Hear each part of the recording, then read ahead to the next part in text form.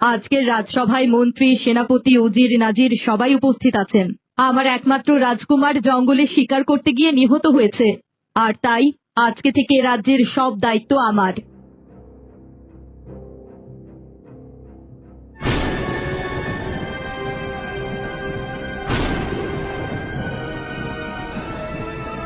থামুন আপনি।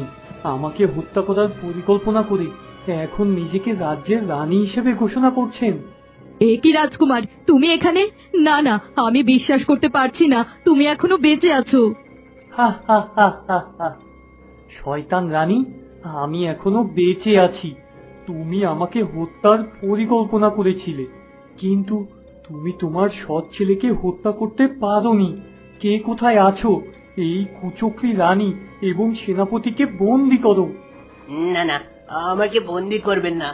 বিশ্বাস করুন, আমি নিজ থেকে কিছুই করিনি।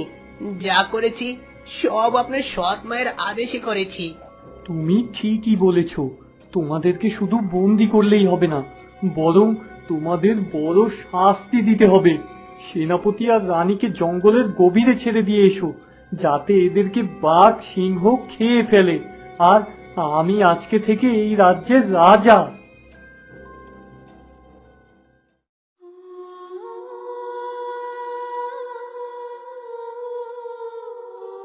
তুমি সারাক্ষণ এমন মন খারাপ করে জানালার কাছে দাঁড়িয়ে থাকো কেন আলোকমালা? তুমি একবার শুধু আমাকে বলো, তুমি কি চাও?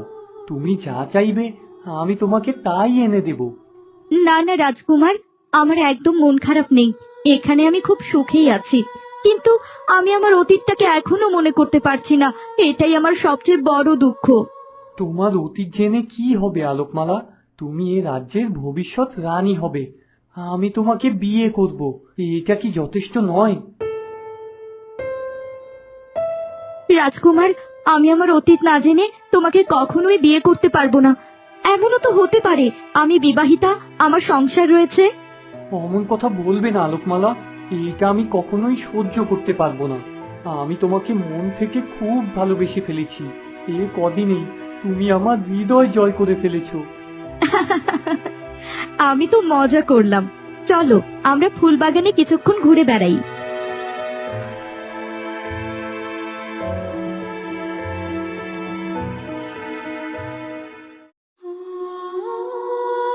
এই জীবন আমার রেখে লাভ কি?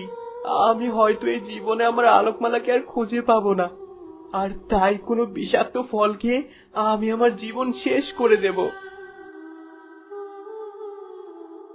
কি ব্যাপার? এই পাহাড়